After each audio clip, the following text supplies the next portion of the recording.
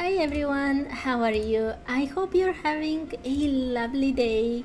This is the Bookworm Challenge where I have to read absolutely everything in Genshin Impact, and I'm Kate in Fantasylands. And He who wishes to peer. No, please don't talk with me. The same time as yesterday, I have already logged in on this account for a few minutes before I started recording. Can I hear myself? Let me just check. Yes, perfect. Okay. I logged in to do all the boring stuff that actually doesn't have anything to do with the challenge. And yes, I have enough things to level up Kaeya, which I'm going to do right now. And I'm leveling up Kaeya because I need Kaeya to improve my flints. Okay, now if that doesn't make any sense whatsoever for you, Flints's weekly boss requires cryo. Let's ascend this, and oh, that actually gives us, okay, Kaeya skill.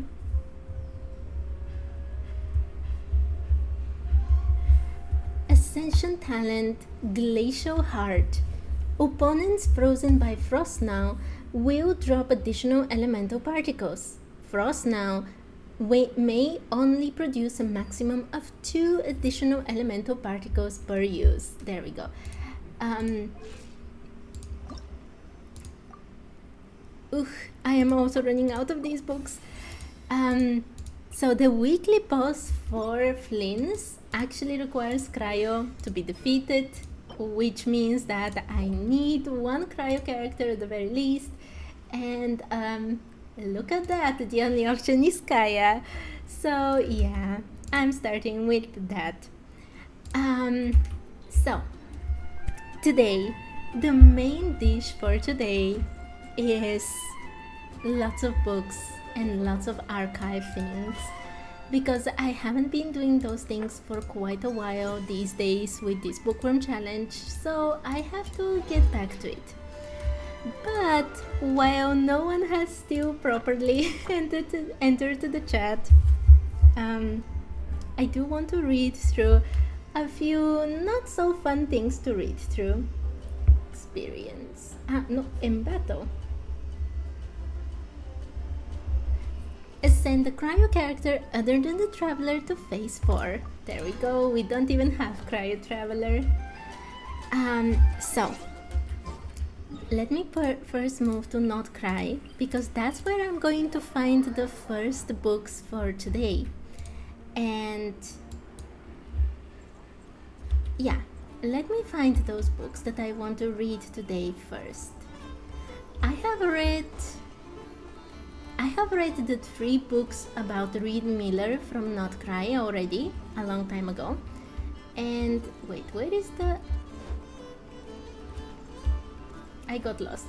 And I've read the books from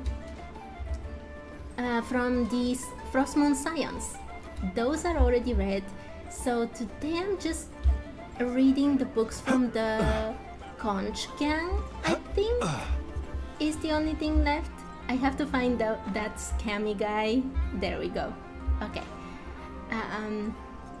Hello, David. I've already talked with you. I don't need to read through your things. And let's buy these ones. Let me see.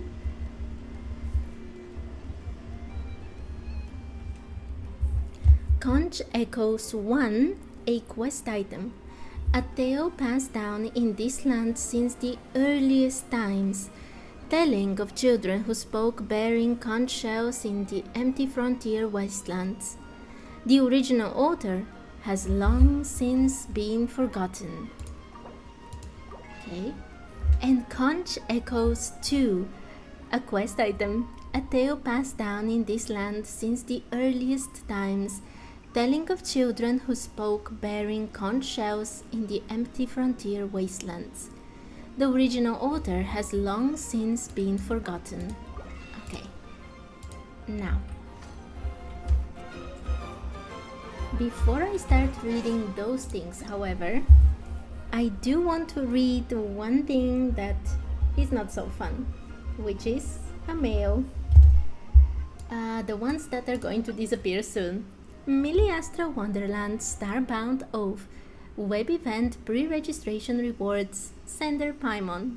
Dear Traveler, all pre-registration rewards for the Miliastra Wonderland Starbound Oath web event have been unlocked. Please check your inbox. And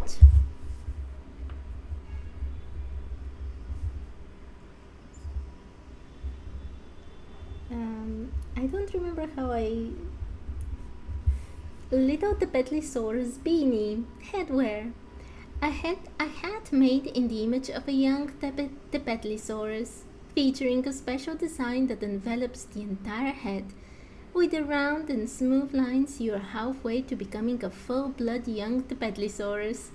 When traveling underground, it's indeed important to protect the head and proceed with caution. And gong hit expression over here. I do think I recorded these in different ways. Okay, and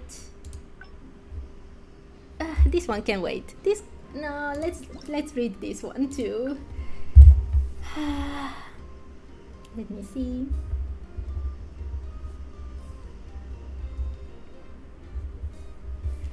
A first look at version Luna 3, A Nocturne of the Far North. Sender Paimon. Dear Traveler, latest info on version Luna 3, A Nocturne of the Far North. The special program redemption codes are now available. Visit the page during the validity period to redeem Primogems times 300. Click here to check out the latest info on version Luna 3, A Nocturne of the Far North. Okay. And this one. Okay, this one is the last one. Miliastra Wonderland Artful Odyssey web event ending soon. Sender Paimon. Dear Traveler, the Miliastra Wonderland Artful Odyssey web event will end on December 3rd, 7 UTC plus 8. After the event ends, you will not be able to claim the rewards on the website. Please participate in the event in time to claim the rewards. Click to take part in the event. No thank you. Okay. This is everything, right? Everything else has like 25 days and so on, and it's not important. So, are you ready?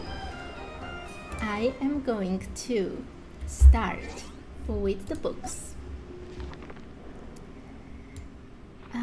Let's start. It has to be the Conch gang, right? Conch Echoes. Okay, let's go.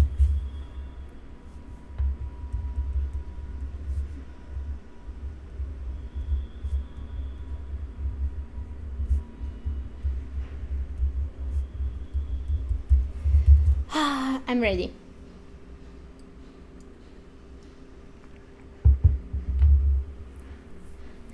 Give me the conch from your hand, and we will trouble you no more, said the handsome young man, who had arrived at the bonfire with his followers, and was now idly fiddling with the blade in his hand. This was their 30th night in the desolate land of exile, which the boys and girls secretly called the Outlands. The blade that once felled trees, cut grass, pried open fruits, and silenced a great many not of their group, was no longer as sharp as it used to be, and the adults who sought to control them by force had died before ever drawing their own blades from their sheaths. Now no one even knew where its scabbard had been thrown. Are you sure you want this conch? The boy holding the conch was the most diminutive of them all, and hence they called him Shorty. Yes, I do. Why? Do you really need to ask why? The handsome young man said with a smile. Didn't we all agree on a rule, Shorty? That whoever is holding the conch has the right to speak. Yes, this was the secret pact made by the children around the bonfire to resist the adults who had made slaves of them. To survive this desolate land and break free of their grim status as exiles, the children made the pact. A leader would be chosen from their midst, a child like them, clever and capable of guiding them through hardship, one who would stand with them, yet not fear strength.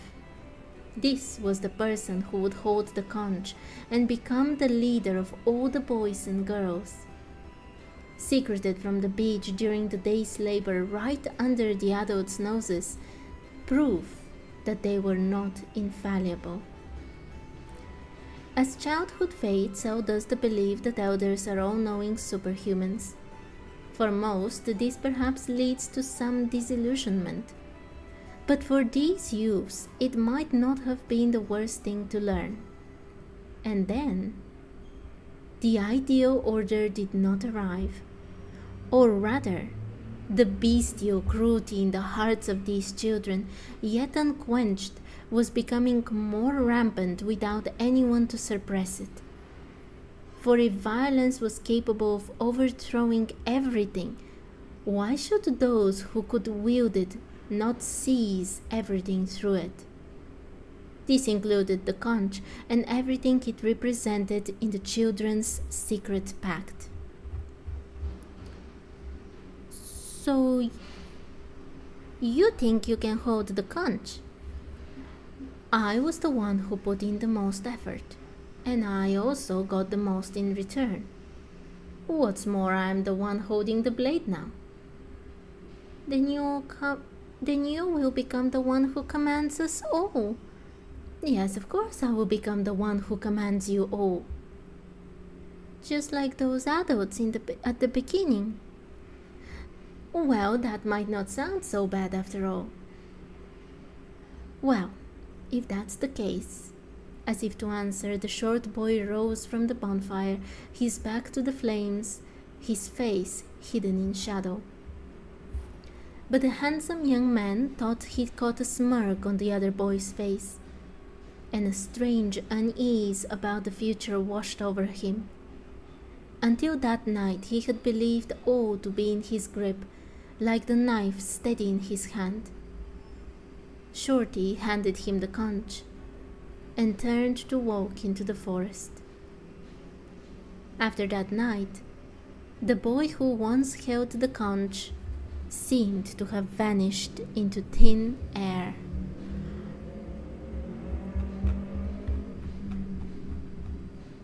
Okay, before I go to the second volume, this book, I don't understand. We know who the Conch gang are.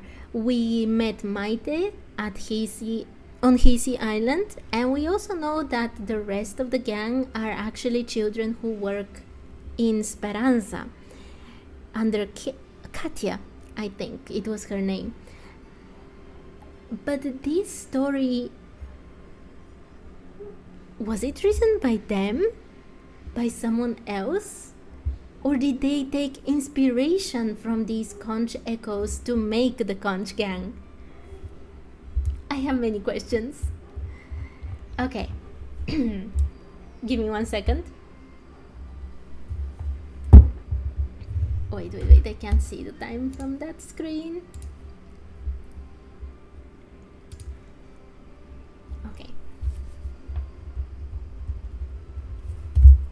Okay, let's read the second part. Volume 2. You knew that things would end up like this? The girl wearing glasses eventually found the short boy. As he returned, the other children parted to make way for him, their eyes filled with worry. At the path's end, a handsome young man lay slumped in a chair piled on with heavy objects, his features sharpened by the pallid green tone of his skin. His deep crimson-purple lips were stark against the bonfire's eerie flames, which flickered like a strange veil in the wind. The young man bore no visible wounds, and yet his hand hung dully, long, stiffened, as if cast in plaster. The blade that he once wielded with so much pride had fallen right there. Not a single person picked it up. Things always end up like this. I just didn't think it happened so soon. The boy picked up the blade. Though still hard, it bore the scars of years of wood chopping with its nicked edges and dented surface.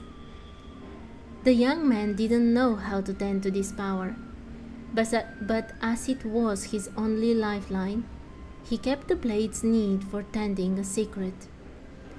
Naturally, he grew to distrust all and sundry. His sleep became short and restless, and he was quick to anger. The fear of revealing flaws like the adults did caused him to reveal still more flaws. Things could thus only end in one way. In truth, the only thing the protagonists in most stories need is more patience. When did you start seeing this? Since he demanded the conch from me, I guess. Back when he wanted the conch? Just what is the conch? It's nothing. A toy we found on the beach, really. He would have tossed it sooner or later. Either that or maybe that broken blade. To carry both would only have slowed him down. A pair of hands holding a conch emerged from between the boy and the girl. The owner of the hands stepped forward and placed the conch in the boy's hands. The boy looked down and saw red marks on the palms beneath the shell, left there by the coarse rope. So what will you do? The girl with glasses asked him. He raised the conch to his lips and tried to blow it just like he'd seen in the picture books. But instead of a clear call, only a soft, comical puff of air could be heard. Then he brought it to his ear and listened, and from the conch came the sound of waves.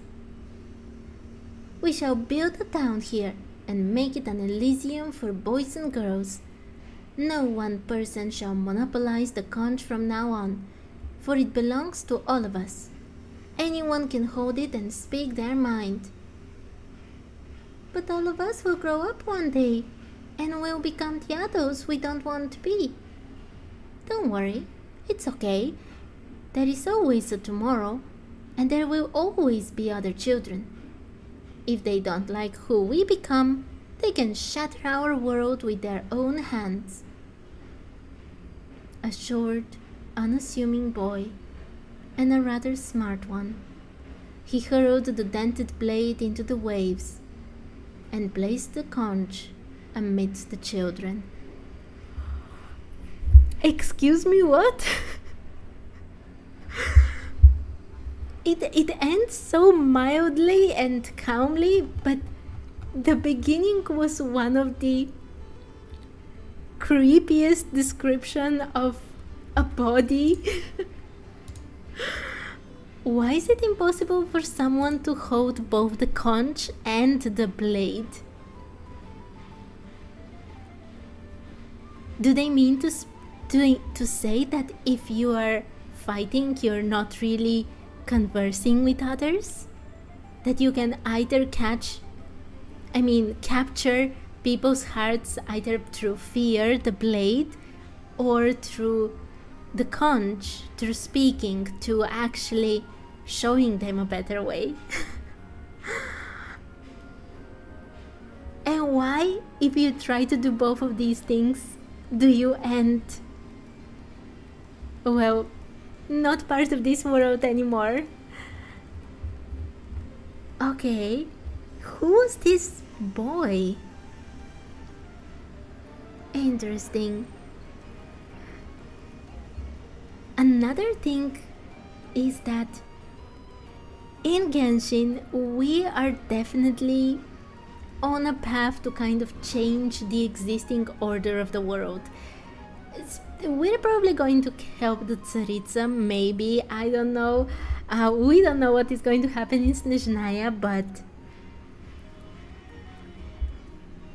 if we're changing the order that was established, it is like children overthrowing the adults of the time. Specifically here, the adults is the heavenly principles, of course.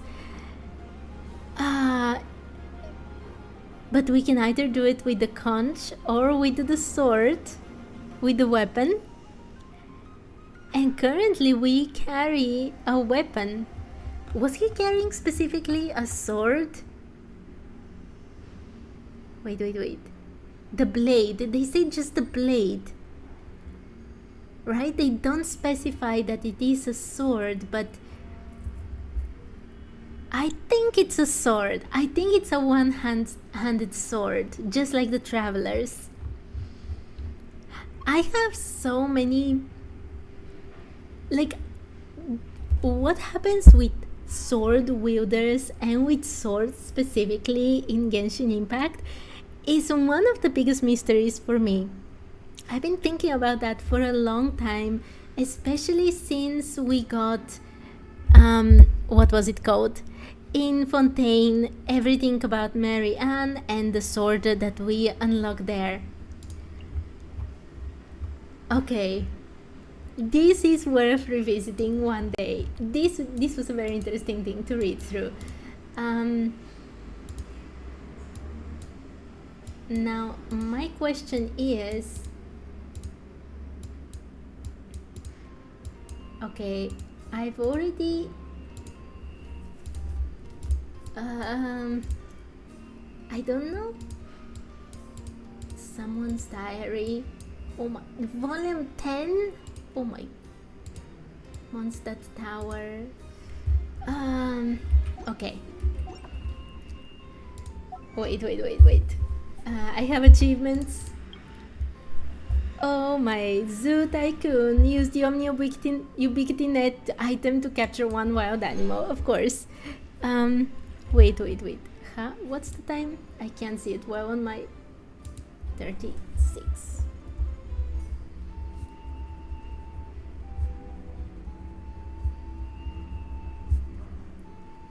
Okay. Overlooking view, reach the top of Jingyun Peak. Perfect. And Wrath of the Gods. Get struck by lightning. Perfect. Okay. Let's go for a few archive entries because I haven't been reading anything for a long time here. Oh my, there's so many to read through. Okay. Oh, I have artifacts. Okay. The only artifacts I have read ever are the artifacts I read from the very beginning. I completed Adventures and Doctor, and since then, for this whole challenge, I have not read anything ever. So yeah, let's do this. Okay, we're doing Lucky Dog right now.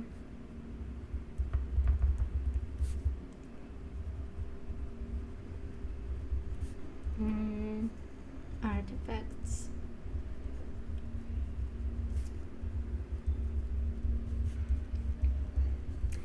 Okay, Lucky Dog's Clover, Flower of Life.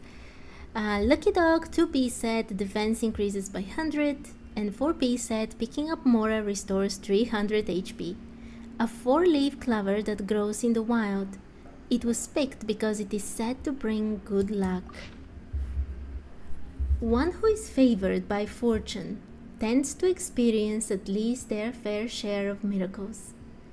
The legendary 4-leaf clover, for instance, is a precious find that brings luck to its bearer.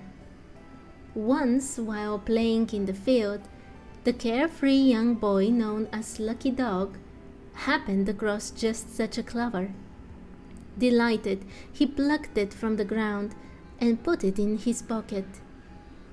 No one knows whether it was the clover which brought him his good fortune, or the other way around. Lucky Dog's ego feather. A monster once cornered an adventurer, but was then picked off by a hunting eagle. That eagle dropped his feather, which now carries some of the adventurer's good luck. When fortune has your back, even the most ferocious monster has to yield. Strolling in the forest, the boy known as Lucky Dog had no idea that a monster was lurking nearby, having singled him out as its prey. The boy became distracted by some colorful mushrooms, and the monster pounced. He leapt out and landed on the poisonous mushrooms, stomping them flat. This was going to be an easy hunt, the monster thought, until a feather from the eagle circling above fell quietly onto its back.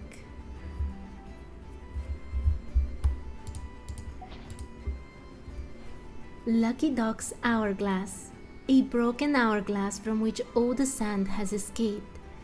But it's fine because the passage of time means nothing to someone without a single worry in the whole world. I had never noticed that it's actually broken. Okay, I've never actually used this artifact on like anyone at any point in time. Main account, this account, I mean, look at it. This is the weirdest artifact ever. But I had never noticed it was broken. Lucky Dog's goblet, an exquisite metallic vessel that was once used to knock out a thief. And Lucky Dog's silver circlet. Its former owner once fell into a cave and found the treasure trove of an exiled royal. This is a souvenir from that incident. Okay. Even time itself could not leave a wrinkle on the face of the happy-go-lucky boy known as Lucky Dog. Lucky Dog had no family, let alone children of his own. But in the course of his life of good fortune, he considered all he met as his friends and family. As his life was nearing its end, he saw an hourglass with sand flowing down, as if counting down his remaining time. He simply chuckled, took a slingshot, and shattered the hourglass. He's like, "Oh, you're counting down how much time I have left? How about you stop doing that?" Once there was a child favored by fortune from the day he was born. Try as they might, even the most vicious vicious bandits could not lay a finger on him. He became known as Lucky Dog. The child grew up, and one day in the throes of adulthood, he found himself stumbling drunk along the back alley behind the tavern. Under the starless night... What is happening to me? Under the starless sky, a vicious bandit prepared to rob Lucky Dog, taking advantage of his compromised state. But just as the bandit was about to strike, a flying goblet hit him square on the forehead, knocking him out cold. Naturally, this makes Lucky Dog one of very few people known to have benefited rather than suffered from being in the vicinity of a tavern brawl. Oh, I wish I were that. Can I get that lucky with my pulls, please? On the main account, I've lost 2 50-50 already. Can I put this set and win next time? Okay, last part. One who is favored by fortune can even find priceless treasures in the most deadly of traps. While wandering around some ruins, the boy known as Lucky Dog accidentally fell into a deep pit. he landed safely on a pile of dust. It turned out to be a mattress that over the years had gradually broken down, eventually turning to dust. Just like that, Lucky Dog discovered the treasure trove left by the old aristocrats. This circlet came to epitomize his luck. I want a little speck of his luck for my next post, please. I'm begging you. I had never noticed that this was broken, and the fact that he broke it and thought, okay, I can cheat even the shade of time and the shade of death at the same time. It's ridiculous. Okay.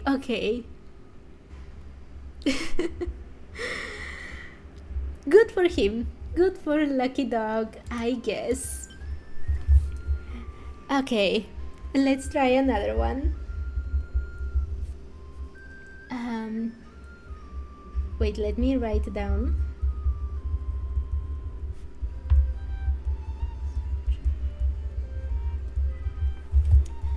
Okay, let's start from here. Resolution of Sojourner, Heart of Comradeship, Flower of Life.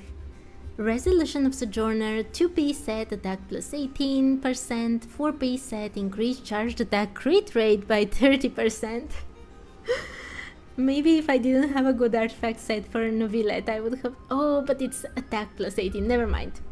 A small cerulean flower with somebody's ribbon pinned to the stem. No, what? I thought it was going to... Never mind. Feather of Homecoming, Bloom of Death. A blue arrow fletching imbued with the sentiment of travelers that had once faded into the horizon. Sundial of the Sojourner. A sundial that has survived the ages, always silently recording the cycles of the sun and moon as they pass through the sky. Goblet of the Sojourner. A plain porcelain goblet that was once brimming with joyous brews. And Crown of Parting. A reed coronet that emanates the spring breeze.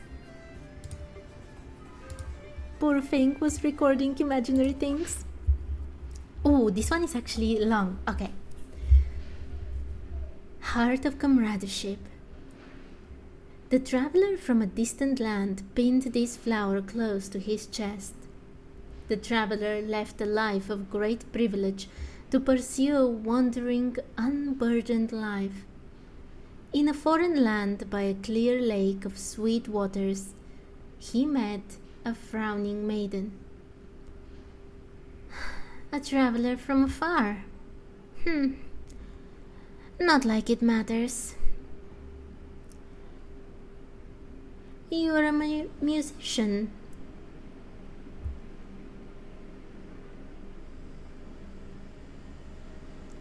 Wait a second. You're a musician. Well then, pray do not insult me with empty praises or song. Just remember me as I am, as one about to be offered up as a sacrifice for the festival. The traveler who had abandoned his homeland pinned this flower close to his chest. He wished to remind himself to love no one and become attached to nothing. Yet, he would remember that maiden as he had promised and walk into the fire for her sake. Hope was ripped to shreds by ruthless might, and promises of reunion disappeared like fleeting shadows. The wandering traveler had once again lost a place to call home. The condescending evil stole his love's joy, and the endless conflict ground down his irreverent soul. Those gentle, playful rhythms of revelry now turned to sharp, icy clangs. for his comrades, for his best friend, for the tables around which none would again share wine, for freedom, for life, and for revenge against the evil that had taken her smile. Thus resolved, the traveler plucked his last string and fired his final arrow. As he grew accustomed to life in this foreign land, he gazed up at the azure sky. Ah, so the sky here was the same as the one back in his homeland. Hi, and I guess bye. Thank you for the kind words. I hope you're having a lovely day. Okay, this is very dark for no reason whatsoever, but let's continue. The traveler pursued both fate and the inexorable passage of time, the troop that resisted the aristocracy, and their end could be seen in the eternal flow of time. In the course of a long journey, even the most well-made watch might cease to work. The only unfailing marker of time was the passage of the sun and moon.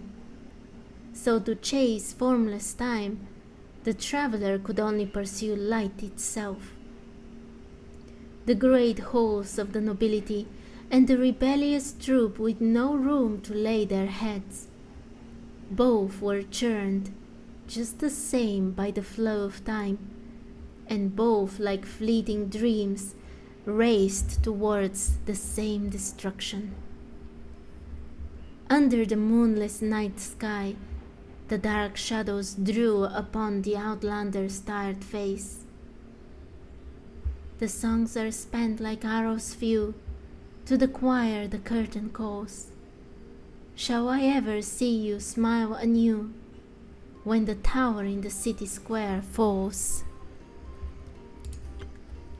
A lyre has 4 strings. The days he spent with his comrades in the troop were probably the happiest in his life of wandering. At first it was just a chance meeting with the conductor, but for the invisible strings of fate. First came the girl who used the flute as a sword, and then that fellow Kreuzlied. One by one the traveler met them all. In the joyous tavern the lyrist introduced a maiden he had met by chance to his comrades amidst the singing and dancing. The drunken traveler strummed the strings and sang in a loud voice. With them by his side, he would never have to travel alone again. Perhaps it would be all right to walk with them till journey's end. The departing traveler would take this crown of willow branches as a final memento. With it, he would remember his lover, now departed like a dandelion in the breeze. The traveler was the wandering lyrist, and that maiden in the country of wine was a prisoner of the nobility. For reasons he knew not himself, his lyre song revealed his true heart. What would move me, you ask? Well, it would be your smile. I've never known you to smile after all, not even once. I will break the chains that bind you. When that time comes, would you let me see you smile? Yes, and thank you. It would be wonderful indeed if you could do that. Pretty words, but who could trust them coming from a singer? Isn't that Venti's story? He led the rebellion against the aristocrats and the Caribbean, right? And he was inspired by the girl that he saw, actually she led the rebellion and then he took her place, right?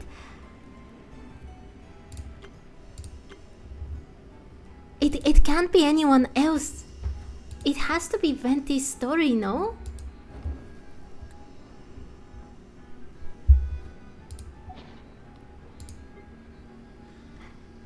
Interesting about the last part though. He would take the crown as a final memento. The crown is what we usually associate with the heavenly principles, no? Because each of the artifact pieces represent one of the shades, and then the crown is the heavenly principles, no? Did Venti take a crown? Venti, you're too mysterious and you have too many secrets, and I hope that the Hexen Circle homeworks that we get next patch are going to give us at least a bit of explanations about him. Okay. There is actually, yes, I should actually read through the new sets for sure and leave the older sets for some other time. So yeah, let's come here. Oh, I have to read this first, I'm so sorry. This one is not fun to read through. Let me see, let me make a small note for myself first. Guys, Unveiling. Okay, Night of the Skies Unveiling, Crown of the Befallen. A 2-piece set increases elemental mastery by 80. 4-piece set when nearby party members trigger lunar reactions. If the equipping character is on the field, gain the Gleaming Moon Intent effect for 4 seconds. Increases crit rate by 15% or 30% when the party's moon sign is Nascent Gleam or Ascendant Gleam. All party members' lunar reaction damage is increased by 10% for each different Gleaming Moon effect that party members have. Effects from Gleaming Moon cannot stack. Okay. A crown modeled on the circlet worn by the sinner. Perhaps in someone's heart, love and sin flow from the same source. Oh no, I was supposed to. This was the last one. Bloom of the Mind's Desire. A sacred relic carved in the shape of a flower. It seems to represent a terrifying presence that unfurls like a bloom. Feather of Indelible Sin. Okay, wait a second, I need water. Okay. A feathered accessory once worn on a felt hat. It feels out of place amongst the nobles of Snezhnaya and their taste for splendor. Revelation Stow. An exquisite chiming clock driven by a mysterious power. It does not seem that timekeeping is its purpose. And Vessel of Plenty. A specially crafted goblet used for palace banquets. It was once employed to perform some kind of magic. Okay, this will be about... This has to be about Rerir, no? Okay. Those were the days when the sinners had yet to commit their unforgivable offense. Somewhere deep within the earthly subterranean kingdom. The people of the kingdom had never seen the sea, nor had they ever seen the real sun. But even in this dark, sunless place, some tried to reach for the secrets of the stars. However, they gazed not at the stars, but sought the truth in the mirror's false reflection. Perhaps because of the kingdom's unique location, strange phenomena often appeared in the star charts within its bounds. These phenomena were recorded by astrologers as signs of truth, reflecting their deep desire to uncover truth. Maybe, even if the mirror shows nothing but illusions, it is only by piercing through them that we can reach the truth.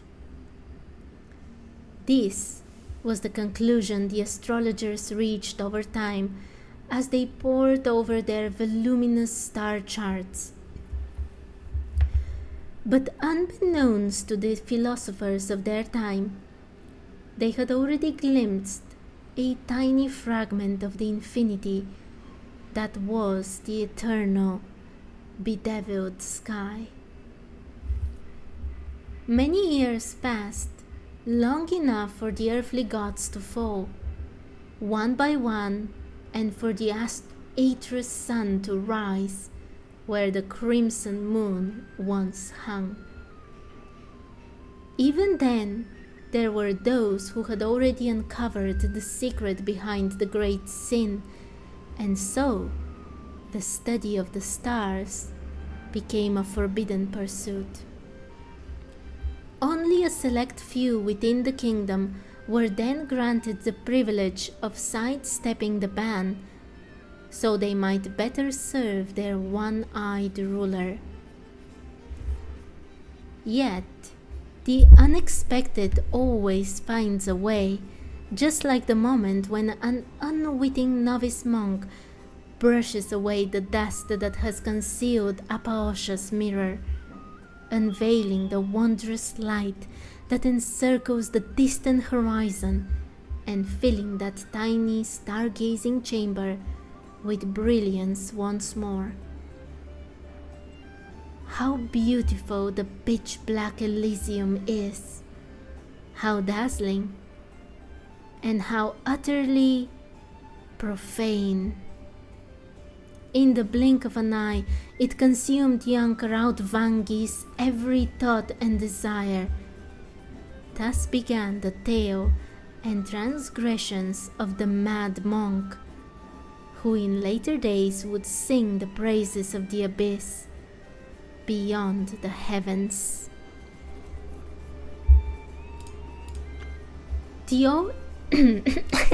Sorry.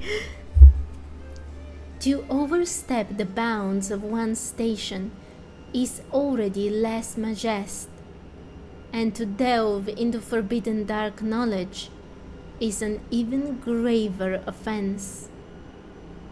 But Rautvangi never once defended himself, for in his heart he held nothing but that light. Soon the court delivered its verdict.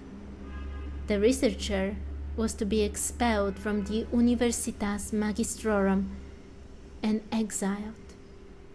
For one of Outland's stock like him, exile was even more terrifying than the punishment of death.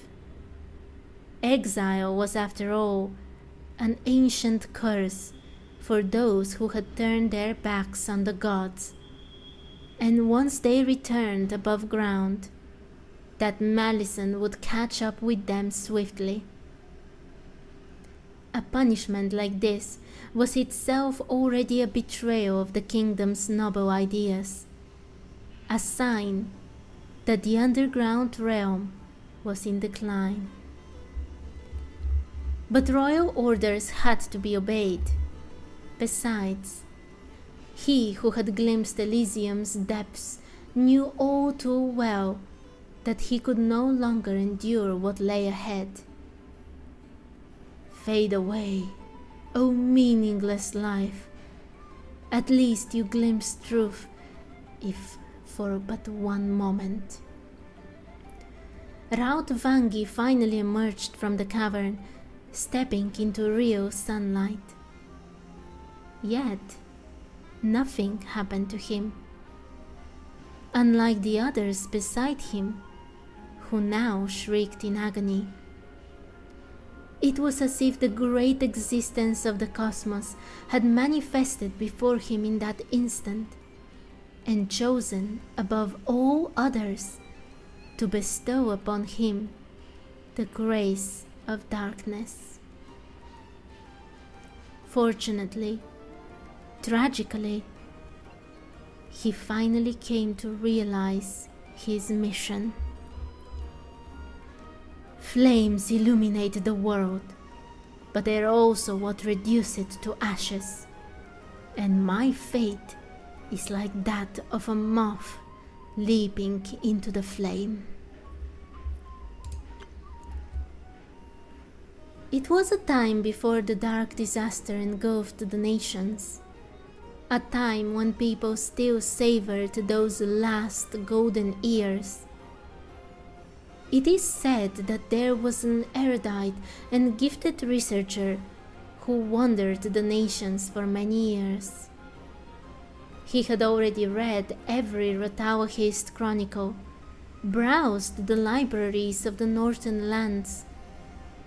However, even after searching in the oldest records, he could not find what he was looking for. That pitch-black Elysium, miraculous and not of this world. He had traveled to every corner of the known world, save for that barren, still undeveloped land. That was the northern borderland known as Not Cry. It had only been a few years ago that the Tsar of Snezhnaya ordered it to be explored and put to use. No famous researchers dwelled there, nor did it seem to contain any traces of ancient civilizations. Oh, futile life that I have led! This shall be my final post, he thought before setting off for Not Cry. Hope may be gone, but I cannot give up now. Once more, he glimpsed the truth he had long pursued, perhaps because his wish had finally been heard and heeded.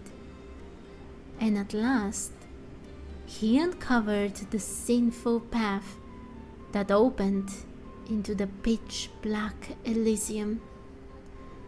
Now all that remained was for him to open the gate, one that had shone in countless dreams, with his own 2 hands.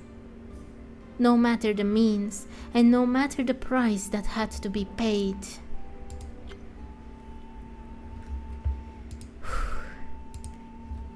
In the rotating galleries of Zapolarny Palace, the banquets and dances never seemed to stop. The Fey nobles, fond of luxury, considered attending banquets their most important duty. Even the hardest heart could be softened by the rich aroma of fine wine, and many important affairs of state, both great and small, were often decided by those in a slight tipsy haze. Professor Rotvang, whom the nobles called the Mad Monk, in private, had attended court rather frequently of late. This was not just because he had become the Tsar's favorite through his mastery of alchemy and astrology, nor simply because he constantly uttered profound aphorisms that inevitably sent everyone in the room into laughter. What truly made the nobles sit up and take notice was the legends surrounding him. It was said that the Grand Duke Photius once, out of envy, sought to get rid of this troublesome viper. He replaced the fine fire water with a deadly poison. But to his astonishment, the good professor appeared completely unaffected after drinking it. In the end, the Grand Duke himself took a knee to the monk, even becoming the latter's most devoted follower. Another tale had it that Philippov, the most adept of the Fae at the art of transformation, once publicly called the professor's research nothing more than an elaborate hoax.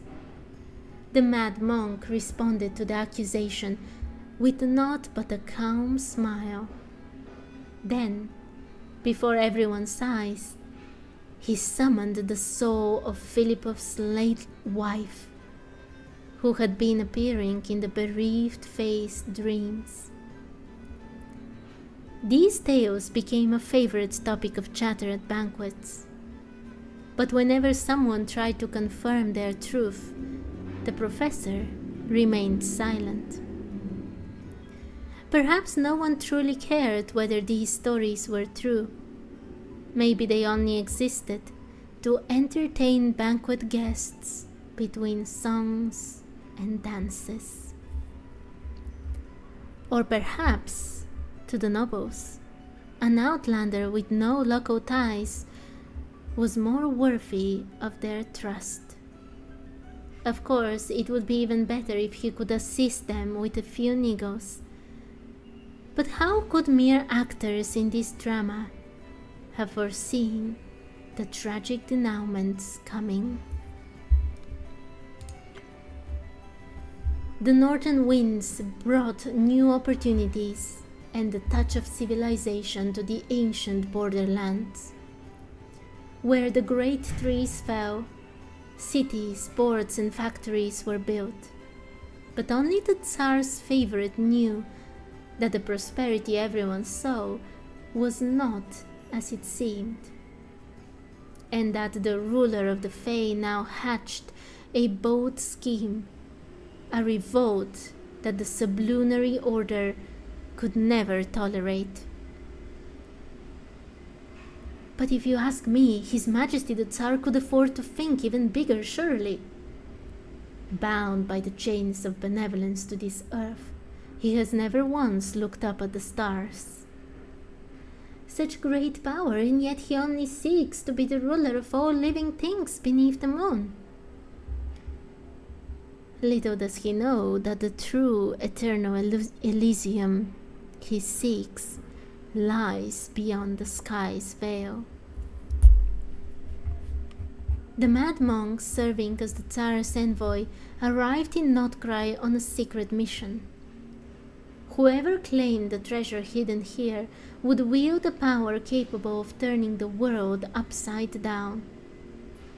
However, he sought this power not to save the world, but to use it as a means to serve his own ends.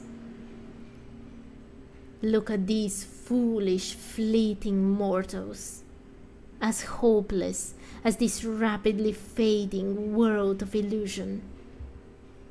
Only those like me, who have been chosen by the supreme grace, are worthy of living on. Better to find liberation in sacrifice for a great endeavor than to remain lost in endless cycles of samsara. Reed Miller, cast your meaningless melancholy aside, for you and I have been chosen by fate. Come, follow me. Though the world is destined for destruction, we shall emerge from the celestial shell. Oh my Archon. That was the last one. Holy lore.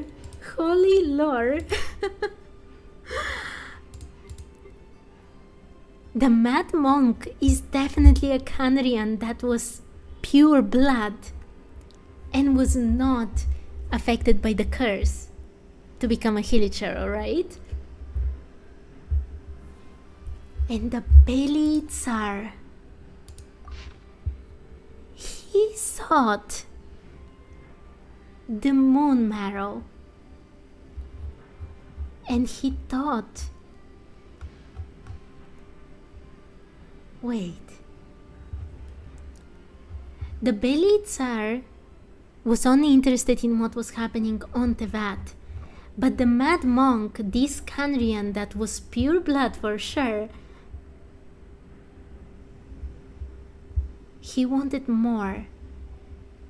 He didn't want to save the world. He wanted to escape Teyvat.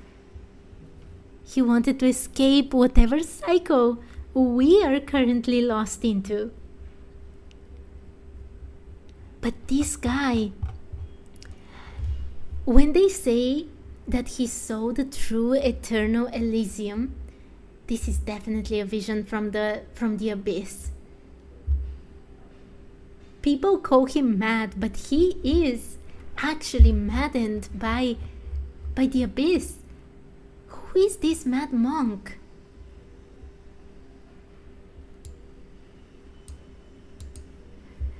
At first, when I read this part specifically about the heart and love and sin, I thought all of this would be about Rerir, but it doesn't sound like this.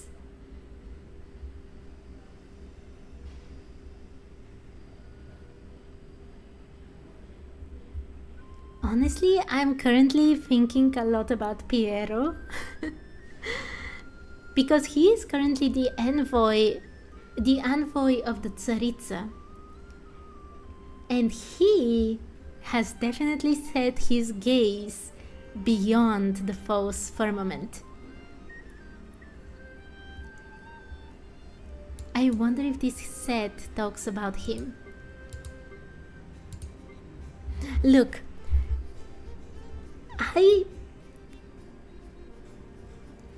from the point where we saw everything that happened in Khaenri'ah, the actual fall of Khaenri'ah, spoiler alert if you haven't done the Archon quests from this patch, but we saw that absolutely everyone, the Vinster King, as well as, Rerir and the other sinners, were actually manipulated by the abyss. And what I read just now sounds a lot like what was happening to them. It sounds like this guy, whoever he is, and I do think that this might actually be Piero, is manipulated by the abyss.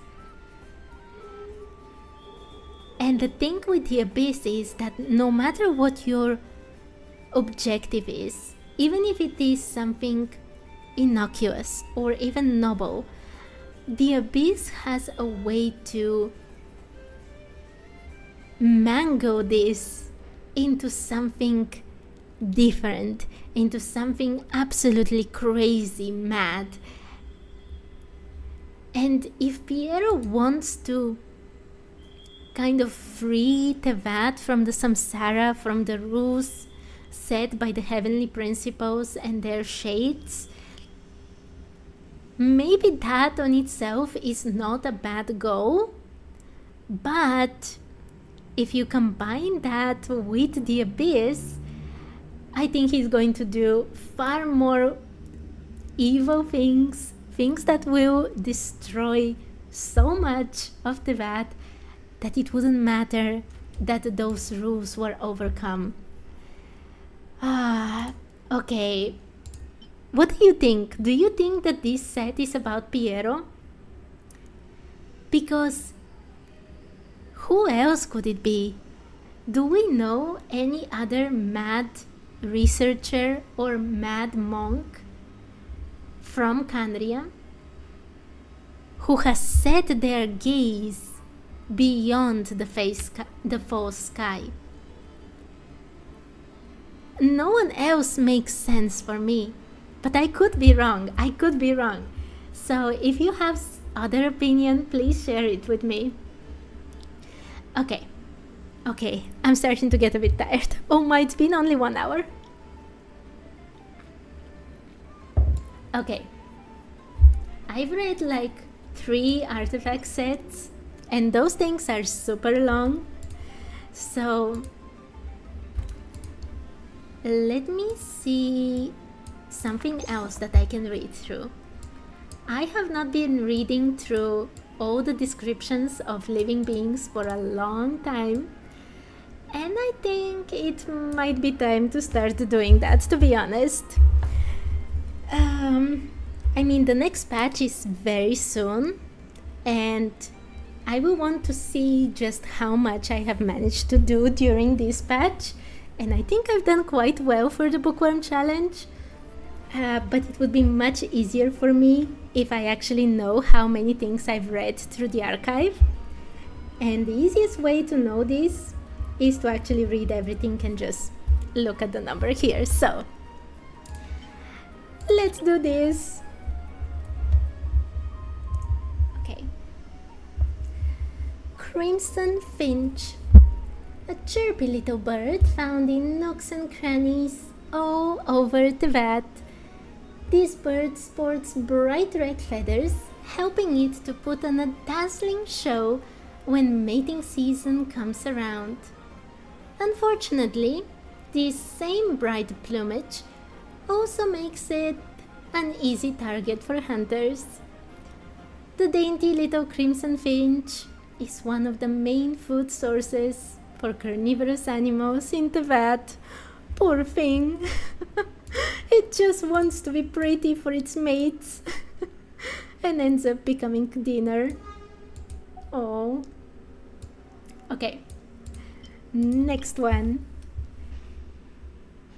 Wait. I think that I had read this, but it says that I haven't, so. Kitsune. A sly, prideful creature that has incredible intelligence and a long-lasting memory. Or, so the urban legends say. They pay no attention when someone approaches, seemingly used to living alongside mankind. The Kitsune have a long history in Inazuman culture. Some legends say that they were family to the Kitsune Saigu in ages past.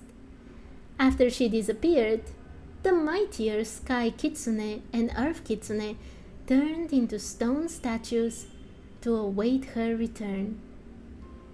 As their kind slowly dwindled, the Kitsune lost their mystical might and now no longer speak. Poor things. It's kinda cool that they are actually using the Japanese word for fox, kitsune. Very cute. Okay. Hey. Oh, sorry. Sorry for the loud noise. This one is so cute. Oh.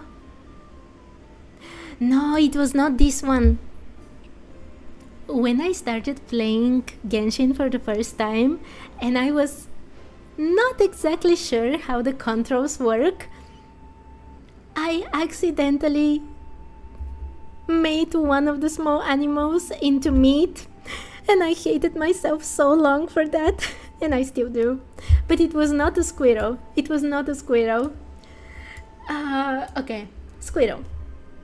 A small animal with a big fluffy tail that is often seen in the wilderness. Squirrels are the most adept rodents at gathering and storing food, with a special liking for pine cones. So that's why there are always pine cones around them. That's what they're best at, to collect pine cones. Oh, cute thing. Nothing tragic about it, which is also nice. Okay. Shiba. Oh. Shiba Inus are so cute. Okay. Humanity's best friend. Legend has it that the Inazuma shogun once greatly adored this canine breed, and they spread across the once booming trade routes to become one of the most well-loved pets in the 7 nations. Gentle, loyal, and intelligent, they are especially good at guard duty and being companions. Some say that there are still mysterious ninjas in Inazuma who train these dogs to become ninja dogs. Wait, is that actually true? I've missed a lot of things from Genshin because I started playing on my main account only 2 years ago. So I didn't do any of the flagship events or other events before that time. Were there actually ninja dogs at some point? I would like to see that. That's so cute. Okay, never mind. If someone knows, please tell me. And now, my favorite dog, the Black Shepherd. The German Shepherd, I mean. Or, as they call it here, Blackback Hound. Humanity's best friend. They say that these are the descendants of the favored, specially bred hunting hounds of old Mondstadt's aristocracy. They now have their own fair share of sub-breeds throughout the 7 nations. Though they have high ancestry, the blackback hounds of today are known far and wide for being both dependable and approachable. Perhaps something similar may be said for the arrogant, domineering nobles of yesteryear being supplanted by the warm-hearted and humble knights of Favonius today.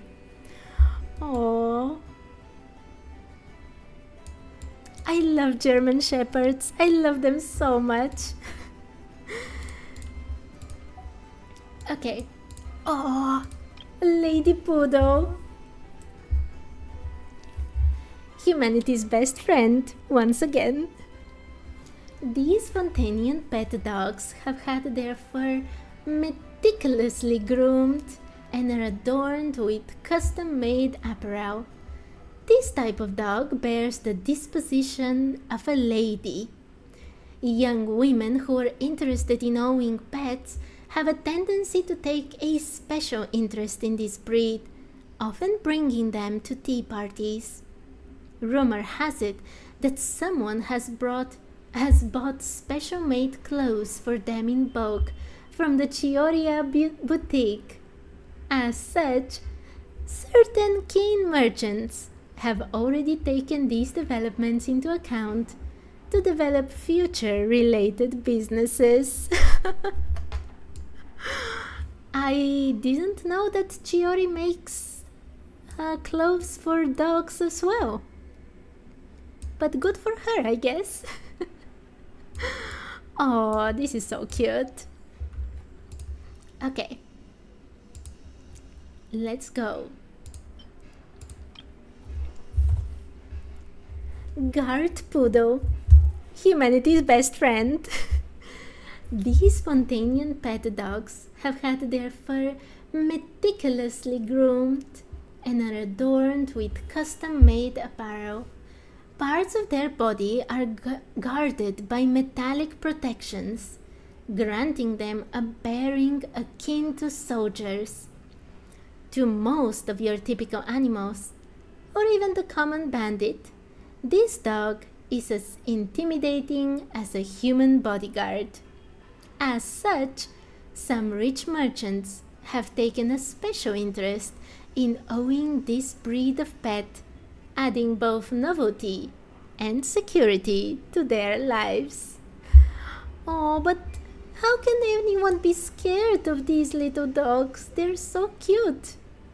Look at their adorable tails. Hi CJ, how are you? I hope you're having a lovely day. I'm sorry, I'll return in like 1 minute. My water finished. Okay, I'll be right back.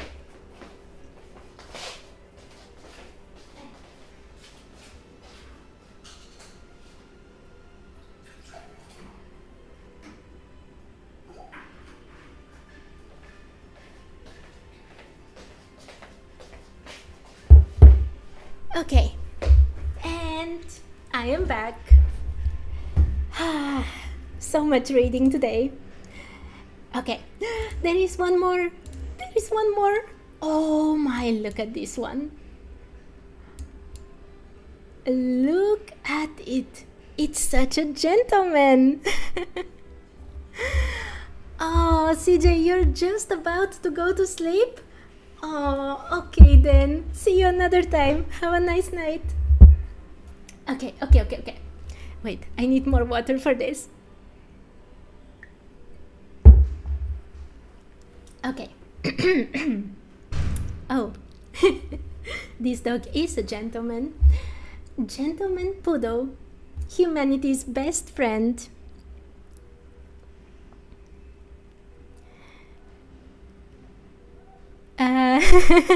Hi to the new players. Yes, I am the craziest lore player. This is the Bookworm challenge, where I have to read absolutely everything.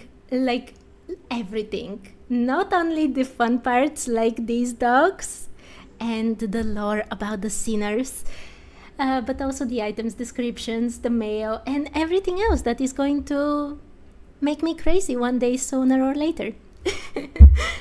So, let's return.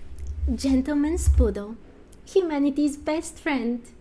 These Fontanian pet dogs have had their fur meticulously groomed and are adorned with custom-made apparel. These dogs have a gentlemanly temperament and also carry with them a multifunctional tool that has a resemblance to a cane. It is said that this breed is extremely intelligent, and its sensitivity to fragrances far surpasses other dog breeds. At the same time, it also has a keen sense of aesthetics, allowing it to step into the role of a consultant, providing a valuable advice regarding scents, apparel, and the household's interior ensemble. This allows their owner to face life with a calm and regal attitude, thus granting these dogs a good reputation as elegant guides. Oh my, they're so pompous. Okay. The pompous dog, the gentleman dog, so cool looking. I bet it's a very condescending dog. Okay. Let me see. Sapphire. Oh, it's a white cat. I want a cat in real world, but I can't have one. I can't have a cat and I'm very sad about it. Sapphire. An agile and wise soul, endowed since birth with a well-maintained elegance and pride. These pure white kitty cats are named and famed for their shining sapphire blue eyes. But no matter how lovely sapphires may be, they also have terrible tempers. One must take care to have some fish jerky and some balm for superficial cuts handy when hanging out with them. Oh, poor thing. It's pretty but vicious.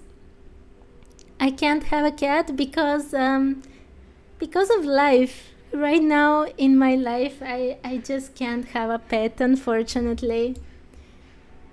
But one day, I hope one day I can have a cat. Okay.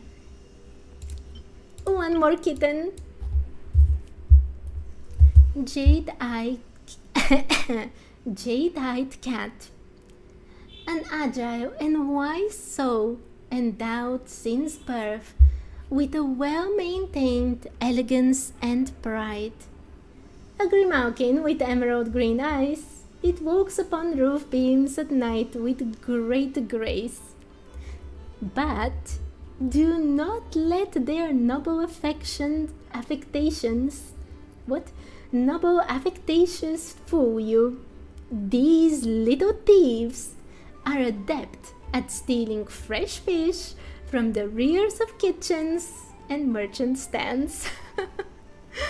Okay, so this one is not vicious, but sneaky. Oh, do they have an orange cat? Oh, I have already read these two, and we're getting exactly to the orange cat. I think I would prefer an orange cat in real world, but any cat is fine, let's be honest. All cats are so cute and adorable, and I love them. Okay,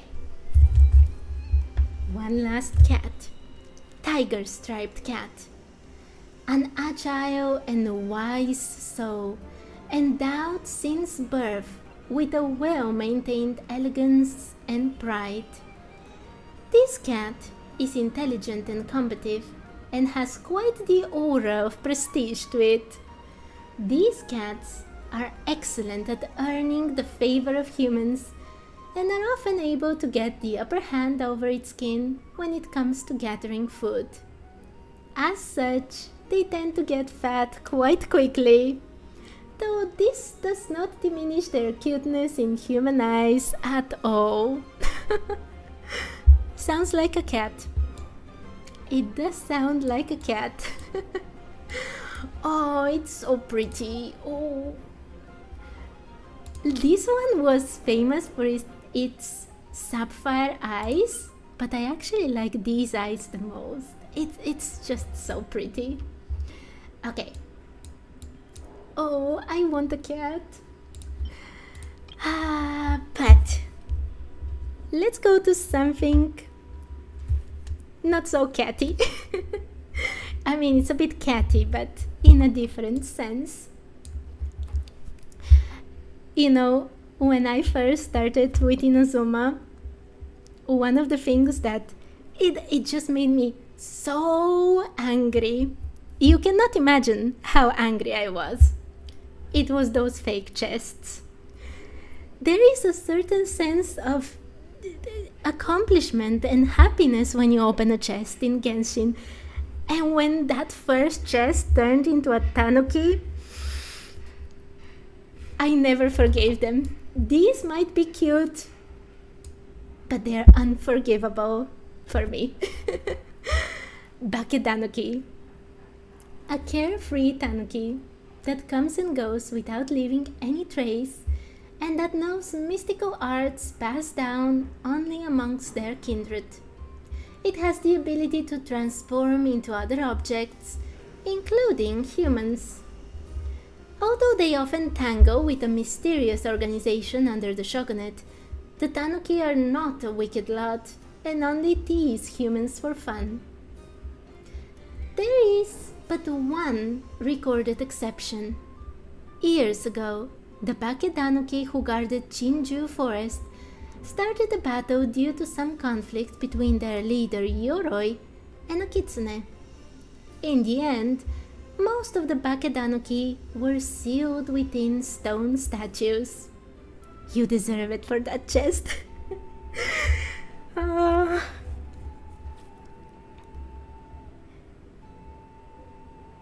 Yeah, they're called tanuki.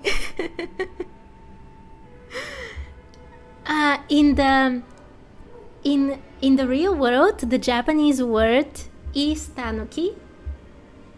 But here, I guess, in Japanese, if you put, like, you have the kanji for tanuki, right? And if you put something in front of it, there usually is a change to the sound. And that's why it becomes danuki, because of the bake. Yeah, Miko definitely has her role in this story. Okay, what else? Oh, these ones! I was so sad when I got to Sumeru, and there were these I don't remember if it was the eremites or the treasure hoarders, but they had these things, the sumpter beasts, and I didn't want to fight the sumpter beasts. But you can't defeat them if you don't defeat the sumpter beast as well, and I felt very sad. And then Natlan came, and you know what happens then. Okay. Some desert sumpter beast. Sumpter beasts are friends of humanity, gentle by nature. They serve as important tools of production and transport. Sumpter beasts can adapt to various different natural environments. Long before the forest merchants ever noticed them, these hard-working animals were already the much relied upon domesticated beasts of the desert peoples. See, they're friends of humanity, and Genshin makes me defeat them. It's so evil. So evil.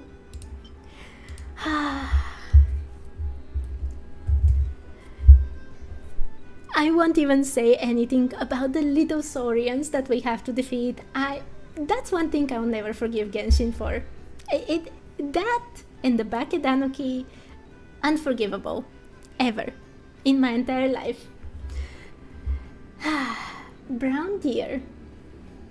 The brown deer is a creature with a reddish-brown body, but its fiery passion is only shown when wrestling with its own kind. Under most circumstances, this animal is peaceful and will not attack other creatures without good reason.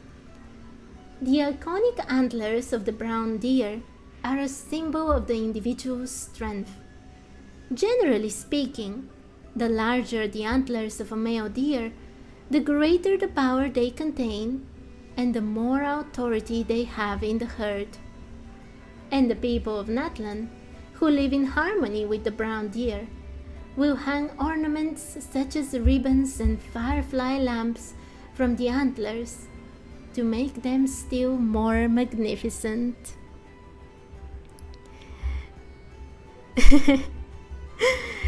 Yeah, the sumpter beasts are like the camels, and they don't deserve to be attacked. That's what I believe. Yeah, the deers are so cute. Oh, look at its face. Ooh. I love them. I love them. I've already read about these ones as well, but these ones are also so freakishly beautiful. Everything that has to do with the Frost Moon Scions is just amazing. I love that region so much, but I've already read this before. I'm not reading it again. Oh my. There is so much. Okay. Golden bass. A type of fish commonly found in bodies of water everywhere. Their meat is sumptuous, making them an important resource for fish-related gourmet dishes in Teyvat. Golden basses are a much less common sight than blackback or bluefin variants. It is said that such fish can bring the one who catches them good luck. There were once those who peddled protective talismans and blessing cards made in the image of golden basses in the city streets of Liyue harbor. It was also a common saying in Inazuma that the golden setting sun was like a golden bass swimming across the skies. Wait, that's... I think... Look, we don't get the sun referenced much in Genshin.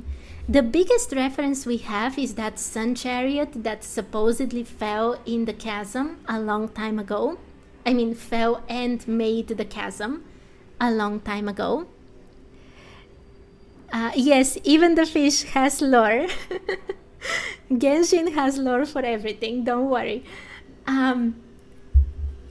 But recently, when on this account, actually yesterday, I was replaying the quest that gets you that very special recipe from Inazuma, the one that is a 5-star recipe. Those referenced both the moon, the stars, and the sun, and this is the third reference we get. And Al-Ahmar. Al-Ahmar is also associated with the sun, right? Okay. Interesting. When I think of Liyue, I think mostly about the moon, the same as Mondstadt because of the kanji, but who knows if they have so many references to the sun, if there is something going on there with that. Anyway,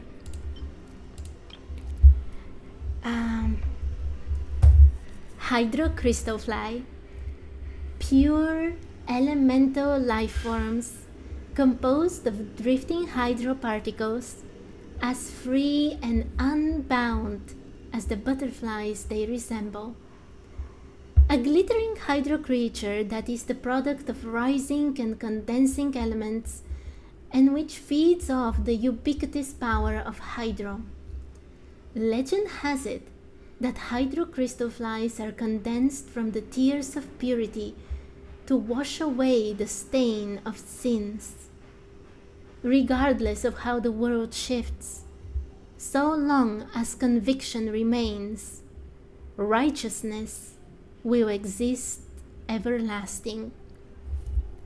I don't trust this. Okay.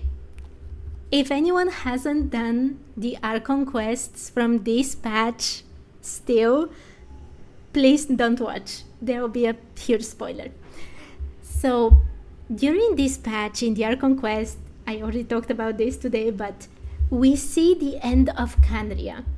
And we see that all of Dainsleif's friends, for lack of better word, were tempted by the abyss and eventually became sinners. And the only one left was Dainsleif, who was supposedly not affected by the abyss. But I don't trust this. He is always about righteousness and washing away the sins by literally throwing them into space, in the case of Rerir, right? I think that even though his conviction remains, and even though he is trying to be righteous, I think that the abyss might be doing something to him as well. And I think that it's very possible that at the end of Genshin, he will not be pure at all. I think he'll be affected as well. That's just my theory. I don't believe this. I don't believe that righteousness and purity will remain for him, and I do think he will be Hydro if he ever becomes playable. But I don't trust this at all. Okay, I've read the anime before, so... Next one. Electro crystal fly. Pure elemental life forms composed of drifting electroparticles, as free and unbound as the butterflies they resemble. A glittering electro creature that is the product of rising and condensing elements and which feeds off the ubiquitous power of Electro. Could the flashing light in the dark night be the entrusted faith of a certain someone? What? Does anyone know what this is supposed to reference? I am pulling a complete blank about this. Entrusted faith of certain someone? I thought they would talk about the wrath of the gods, to be honest. And how when you get stricken by lightning, you receive the achievement Wrath of the Gods. I don't get this one at all. Still looks cool, but I just don't get it. Okay. I'm starting to get very tired. Dendrocrystalfly. Pure elemental life forms composed of drifting dendroparticles, as free and unbound as the butterflies they resemble. A glittering dendro creature that is the product of rising and condensing elements and which feeds off the ubiquitous power of dendro. They say that dendrocrystalflies are the seeds of life. No matter how many times life withers, the earth will give birth to life anew, so long as the seeds do not die. Okay, this one with Nahida and Rukkhadevata makes perfect sense. Wait, they have like a small circlet above, almost like a crown. That is so cool. I hadn't noticed that before. Oh, you think the Electro one references Makoto? Yeah, I actually didn't think of her at all. It's possible. You love Sumeru? I love Sumeru too. All of it. The desert and the rainforest, absolutely amazing. Okay, this one makes a lot of sense. And wait. Geocrystalfly. Pure elemental life forms composed of drifting geoparticles, as free and unbound as the butterflies they resemble. A glittering geo creature that is the product of rising and condensing elements and which feeds off the ubiquitous power of Geo. In antediluvian ages, even rocks could dream. They say that these crystallized flying butterflies are those very dreams the mountains had.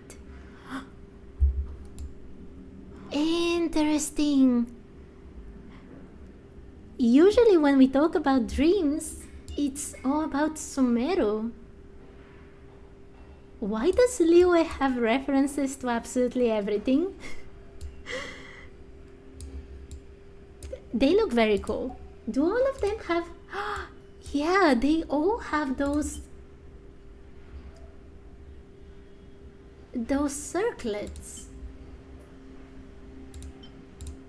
But these three are silver. This one is bronze. And I don't understand what this one is supposed to be. Pure rock? Interesting. I have not got even one of the pyro ones. Oh, such a shame. Such a shame. As free as our broke Geo Archon.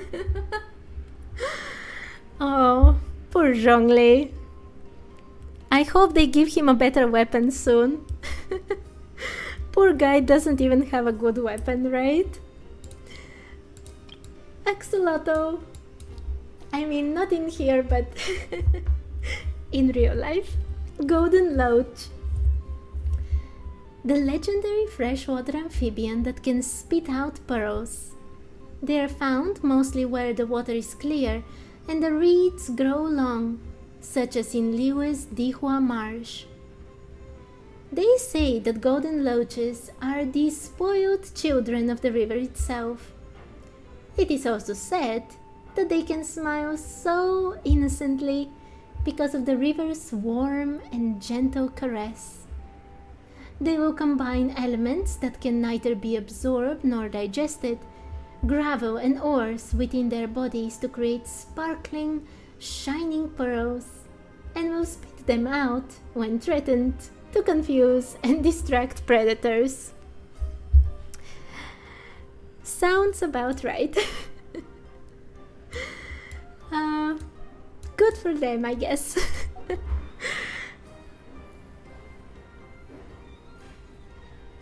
They're all connected to the big three of Sumeru? You mean the crystal flies? Yeah. You didn't know that axolotls existed before Genshin? Oh, but they're so cute. It's kinda nice that you've learned something about the real world from the game. Okay. Axolotl or golden loach is done. And then we go to frogs.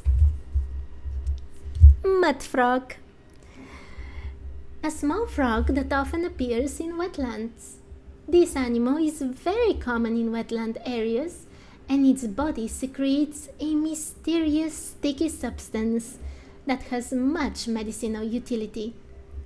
As opposed to normal frogs, the yellow mud frogs are better at camouflaging themselves along wet banks. They say that in Fontaine, people refer to brigands who escape capture often, or evildoers who evade judgment, as mud frogs in butter. Oh, that made me sick. Can you imagine opening your fridge and taking out your butter and there is a yellow frog in it? Look, frogs can be cute, don't get me wrong, but I don't want them in my butter. Thank you very much. I will pass that. We learn something every day. Yes, we have a whole lifetime to learn new things. Okay, I want to forget about the mud frogs. Thank you very much. Golden crab. A claw-snapping crab that can be found in various water bodies throughout Teyvat. This golden-shelled crab is especially tasty and is the star of the show in the famed Liyue dish known as golden crab. Some people call those who run amok as they please crabs. But a crab's manner of movement is not so much a matter of their character as it is their physical makeup. Such monikers are most unfair to crab kind. I've never called anyone a crab, so I'm fine. I don't need to apologize to the golden crab. Also, the Liyue dish has a very lazy name, golden crab. But I guess sun crab. A claw-snapping crab that can be found in various water bodies throughout Teyvat.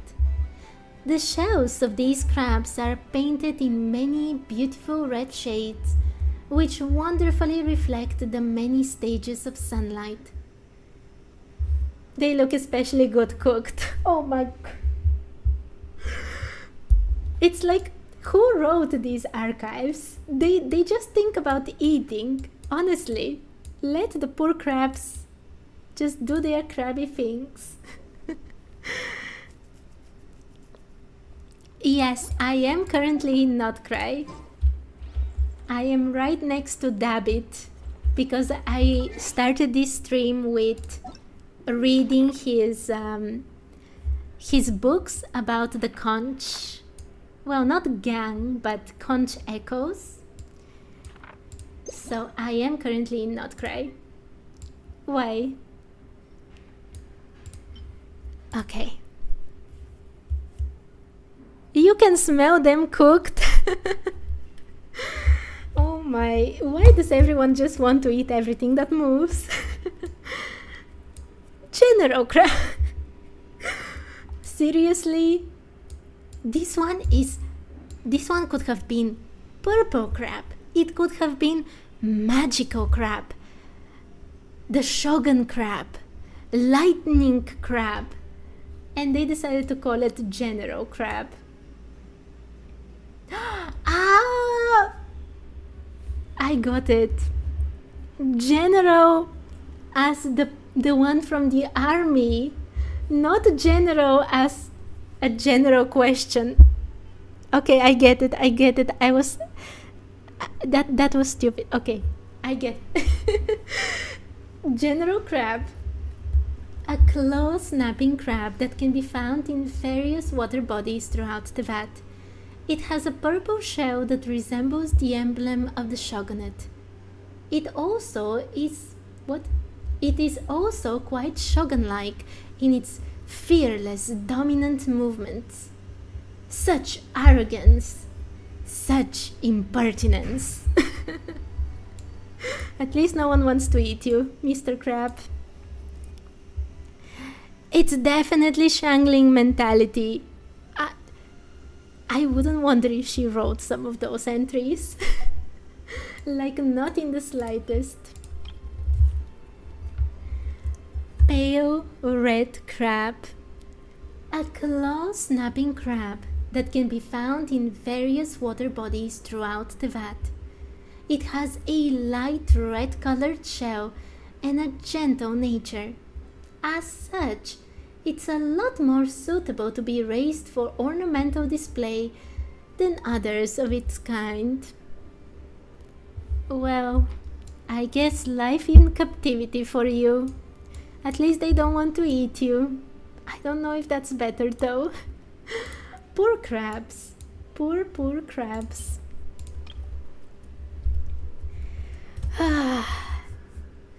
I'm getting very tired, to be honest. I've read so many things already today. Okay, I can do a bit more. Green-horned lizard. A small lizard with horns on its head that can often be found in shadowy bushes. These lizards have lovely green scales and will discard their tails to escape when caught. Lizard tails have special medicinal properties when dried and ground down into a powder. Some crazy alchemists have even found a way to process them into catalysts for explosions. Once they are separated from the body, these tails will lose their vitality and curl up. So basically, don't give them to Klee, is what I read right now, right? Oh, but in the real world, when a lizard drops their tail, it grows back, but it's all deformed, so it's very sad. Poor things. Don't let Klee catch you, please. That will be a whole other trouble. Okay. Wow, there is a lot to read here. Wait a second. Okay. Sub-detection unit. Detection units produced by the Fontaine Research Institute using new models of artifact components. Its original purpose was monitoring all kinds of environmental data. These units were originally cooperatively managed by the Advanced Artifact Technology Research and Development Department and the Natural Ecological Environment Monitoring Department, where the former was in charge of manufacturing and deployment of the detection units, while the latter was responsible for collecting and sorting data. Now that the latter department has been dismissed due to a previous experimental accident, only the former department's duties are now being performed by the Fontaine Research Institute. So it was long because of the very long names, okay. Yeah, certain accident, the one that blew the whole thing up, right? They are kinda cute though. They look a bit like the aphids from Natlan, actually, now that I think about it. More than the beetles we see at other places. Anyway. Oh, that was the last one. Okay. Perfect. I will have to go one day and just search for all of these things, but for today, I have done all from wildlife. Okay, I can do a bit more.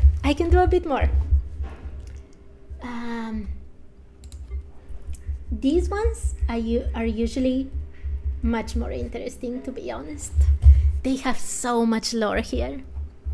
Okay, Let's see. Pyrospectre. A monster born from highly concentrated pyroelements that can float in the air.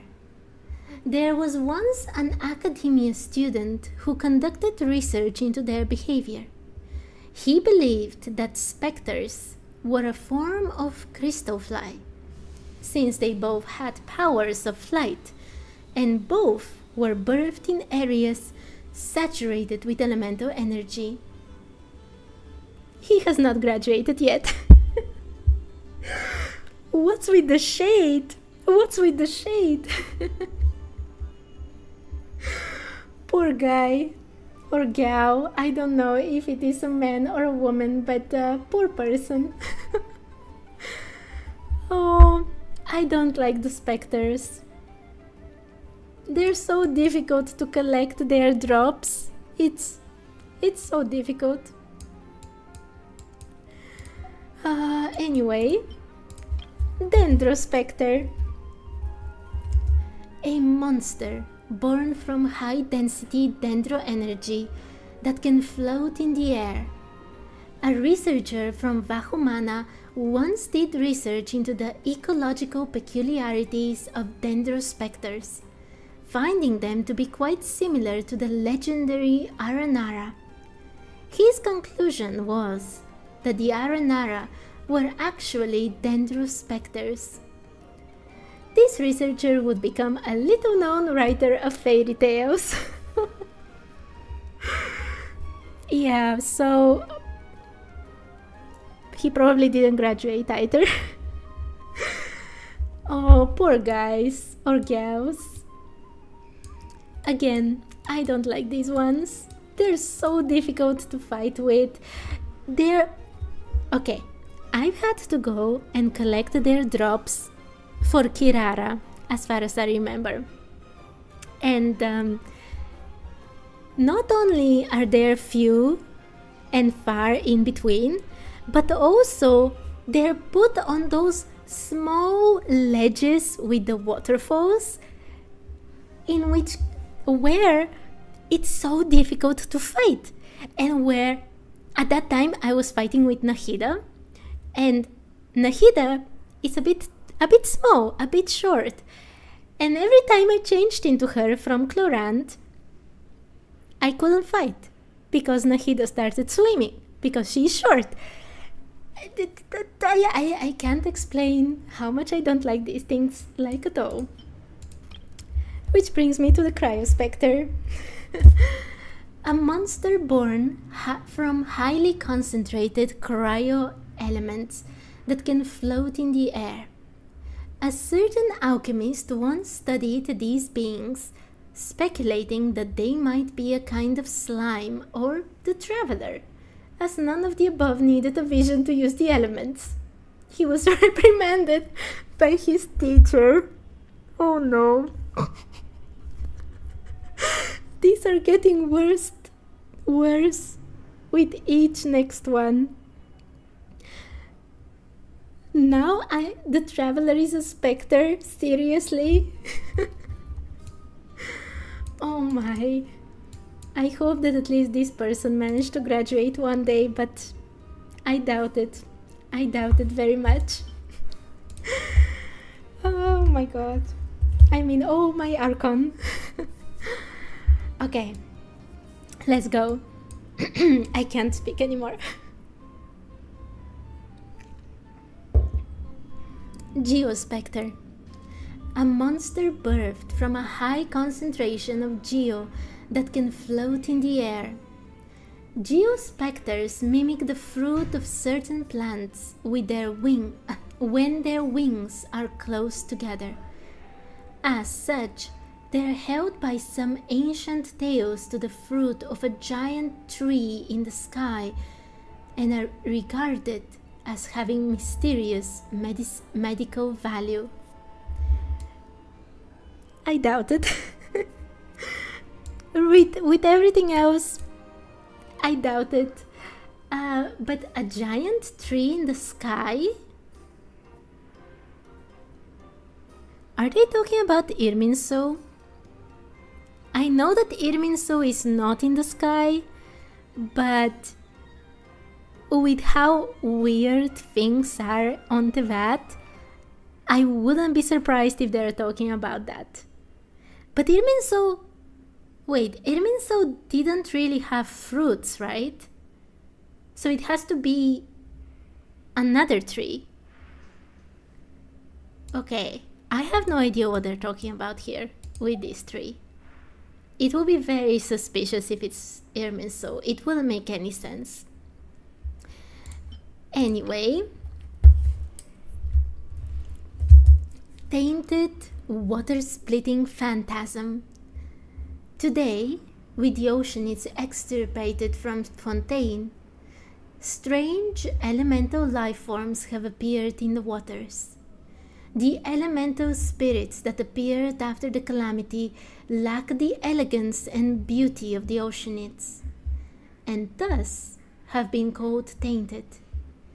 Though the toxins dissolved in the water have long since been diluted and cleansed, unless they are still containers of pure water somewhere, Fontaine's waters will never again naturally birth oceanids.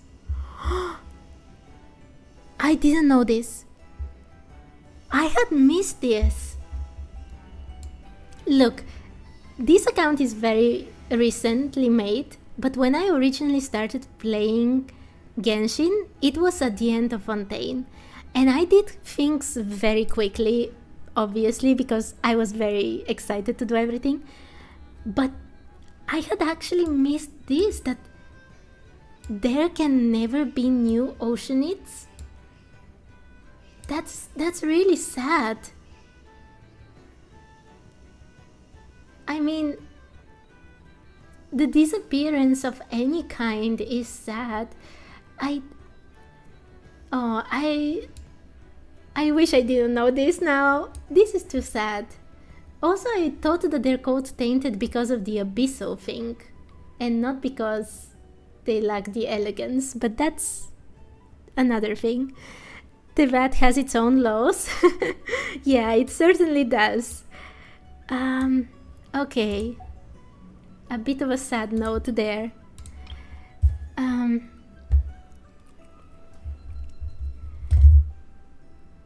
That is surprisingly... I expected to read so much about this, but...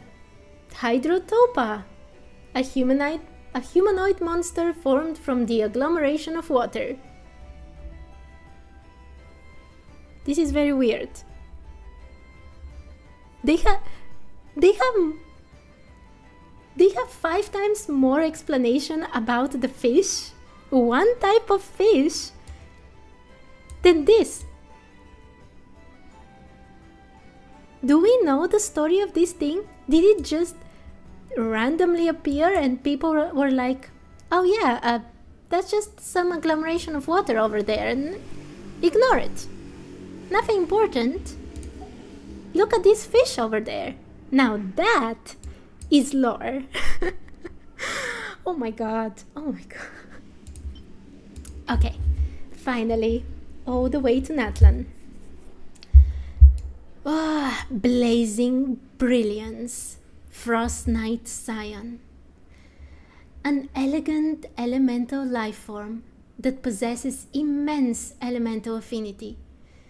The long ears have exposed it to high concentrations of pyro, resulting in its present form. One of the manifestations with the most violent temperament, even the frigid edges of the world, it is wreathed in unquenchable flame. In still extant prayers of the far north, it was born from the frost moon's blessings, symbolizing the pure source and the first radiance. Perhaps this is why it finds the tainting of its pale purity with the 7 colors of heavenly light unbearable, thus rejecting all life that draws close. Yeah, they do. These things defeated me many times on this account. And one more. Icy Crystal Frost Knight Scion. By the way, the design is absolutely amazing. And now that we have the new boss as well, which is also like not exactly a horse but more like a unicorn / Pegasus, I am very interested to see Varka's horses. Please, somebody let me see them, because if these ones look like this, I wonder what kind of horses Varka actually has. Right? Okay. An elegant elemental life form that possesses immense elemental affinity. The long ears have exposed it to high concentrations of cryo, resulting in its present form. It is said that this entity is closest to the original form of a Frost Knight Scion. It will use icy mists and crystals to set up redoubtable walls. But perhaps it does this simply...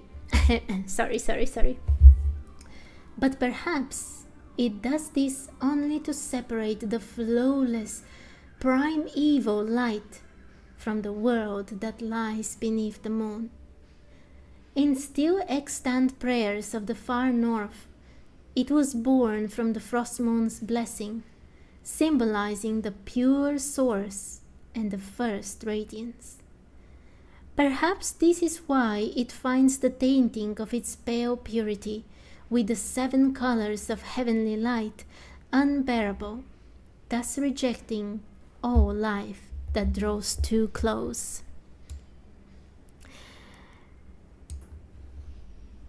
So this one is the closest to the originals.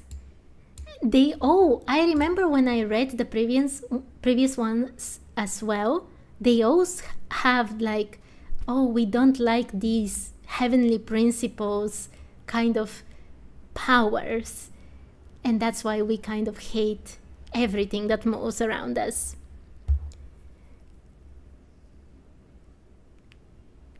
Sorry, I'm looking a bit at the chat.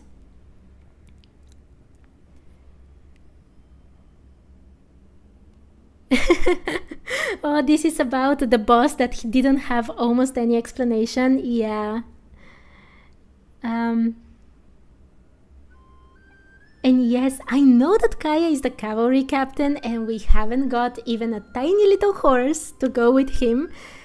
But now we have Varka as well, who was supposed to have taken all the horses. And yet, 4 Archon quests until now, no horses. Where are they? Where are they? I don't think there were horses even in the trailer for the next patch, so I don't know what's going on, but it's suspicious. Okay, let's return back to more normal stuff. Cryo Hilichurl Grenadier. The primitive wandering inhabitants of Teyvat's wilderness. Hilichurls have discovered the use of cryo slimes in effectively keeping food fresh. Hilichurls have surprising amounts of wisdom in the practical use of slimes, whether it be the use of pyro and cryo slimes to make exploding barrels, or the use of animo slimes in vehicles. Perhaps this is their way of adapting to their hard lot in life. Poor things. It's very sad that we have to go around and literally obliterate every moving Hilichurl. You think that Alice has the horses? She needs to give them back then. Kaeya is waiting for them. I want to at least see them. Please. Crackling Axe Minotaur. Muscular Hilichurls who wield large, two-handed axes. Attacks with large strikes and uses electro slimes to infuse their axes with electro. Their blows are very little. Axes forged from steel are highly conductive material. The image of those tall and strong crackling axe miniatures holding their axes up to summon lightning is quite majestic to the Hilicheros. So they're basically the idols of the Hilicheros. Also, I don't know if you've noticed this before, but the big Hilicheros, the miniatures, have only 4 fingers, and the Hilicheros have 5. Like a human hand, which is very interesting. Yeah, the Hilicheros are the people of Canria, and it's very sad what's happening to them, and it's very sad that we have to go around and literally destroy them once again. Forever, again and again, in this endless samsara, as they say in the artifact set. Okay, one more Hilichero. Electro Samachero. A wizened, mumbling Hilichero, one that prays to Electro. Hilicheros, especially gifted in Hilicheros, especially gifted in commanding elements, who often reach the zenith of their skill in their twilight years. Since they possess such advanced skill in creating electricity and summoning thunder, you may as well use the crackling sound to compose an elegy. Yes, because we have to defeat them and their whole lives are so tragic. They deserve an elegy, let's be honest. Okay. Oh my, there's so many. I'm starting to get really tired. Okay. Zenith. Zenith is the highest point of something.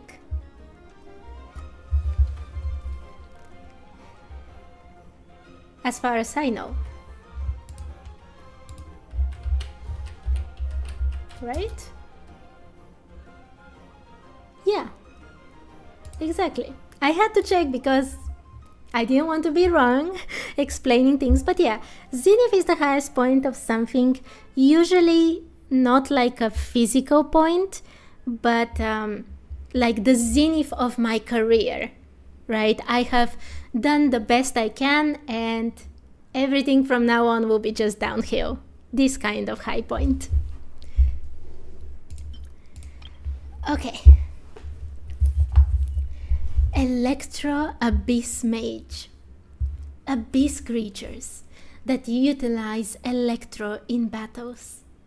While studying at the academia, researcher Alva Nikoa once conducted a systemic study of the methods by which Electro Abyss mages manipulate Electro and came up with a theoretical weapon known as the Nicola Coil.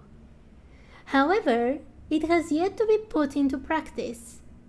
Some say that his research materials were eaten during a fungal infestation. Academia people really don't have luck, do they? When we go to Not Cry, there is this very unlucky, I don't think it's a researcher, or maybe it was a researcher. I don't remember if he was from the academia or not, but he was trying to do some experiments, but because of his bad luck, he couldn't kind of continue with the experiment, and that's why we helped him. Didn't they reference the Nicola Coil there? I have very vague recollection. It was like 2 months ago, so I don't know if that's true. Other than that, this could be a reference just to Nikola Tesla. But in Genshin, oh, I'm not sure. I don't remember. Poor guy who got His research things eaten though. Abyss Herald, wicked torrents, servants of the Abyss Order that use Hydro in combat. These silent figures are the vanguard of the Abyss, brandishing tidal blades that can engulf everything in an instant, crumpling armor and obliterating heretics. They shall bring preordained damnation upon the foolish masses. This thing went so hard when I first saw it. Oh, that long time ago, with the inverted statue. Still one of the creepiest and most amazing quests. From the Archon quests, I mean. Meeting the sibling for the first time, fighting this thing. The memories. Okay. Now, for Rhine-Daughter's creations. A rock font, rift hound whelp. A beast with monstrous blood that is capable of eroding the boundaries of the world. Gold classified them as Alphiso. They follow the encroaching abyss to devour the elements. Fortunately, there are few of them left now in this world. Oh, they are not so few. I've met a lot of them. Can Rhine-Daughter stop creating things for just like 5 minutes that are trying to destroy Teyvat, by the way? Okay. These will be the last few things for today because it has really been a long time and I'm starting to get super tired. So, I'll do the best I can, but these will be the last few things. Okay. Shadowy Husk, Standard Bearer. A pitch dark soldier. Once a proud warrior of an ancient underground nation, it has now lost any awareness of memory. But even so, it holds the banner of the royal house aloft into battle. Though it has forgotten its comrades or any royal blessing they might have been given, it will never lay this banner down. Yeah, too bad that now they're on the wrong side of history.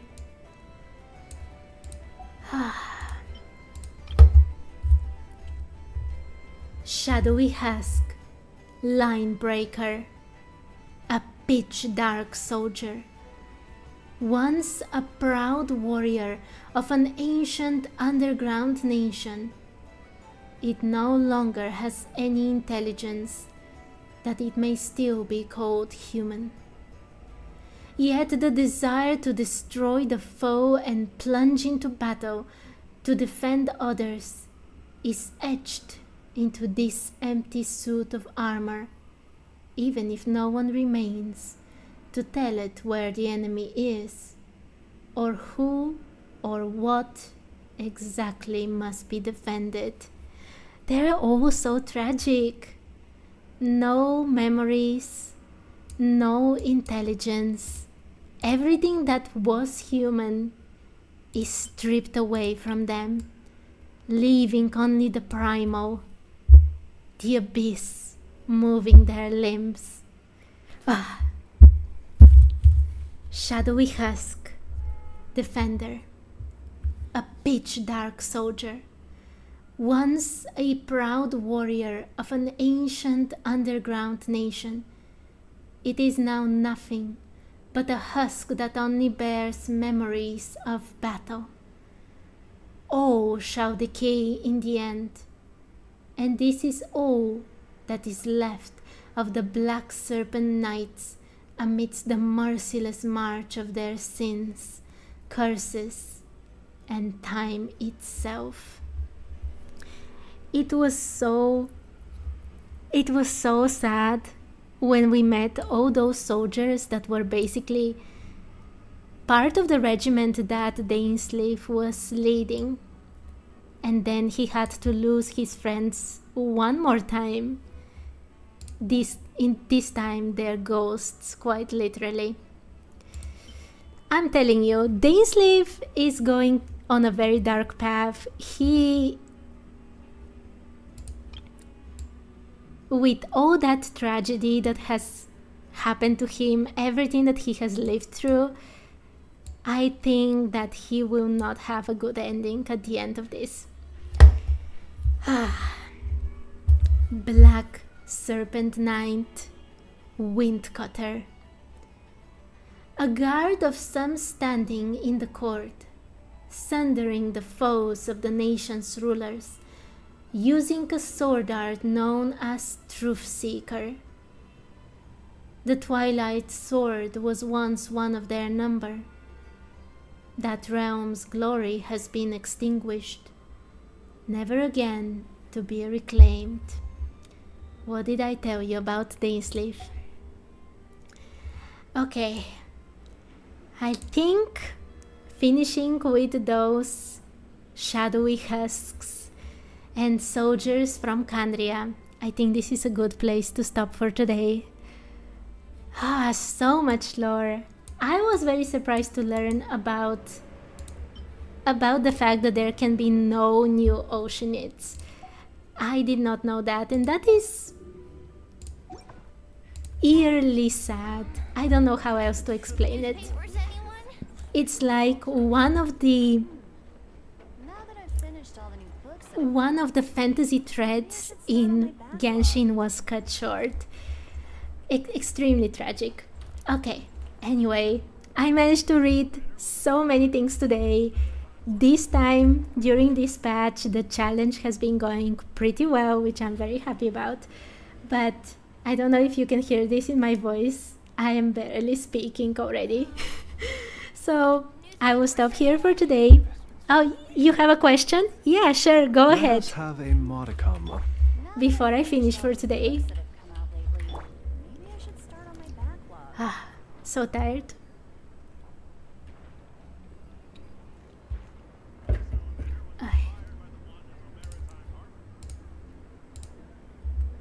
What's the question?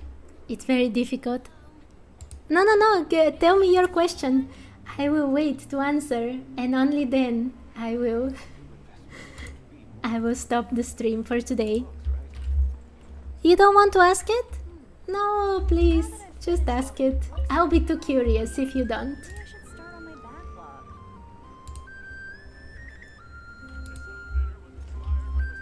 Just please ask it. I'll be very, very, very curious. I will rest after that, don't worry. By the way, I have talked with everyone here. Every single NPC not cry, as far as I know. You forgot the question. Oh, come on. Okay, no problem. Okay, in that case, my voice is already dying, so I will stop here for today. Thank you so much for joining me in just fangirling over all the lore in Genshin Impact.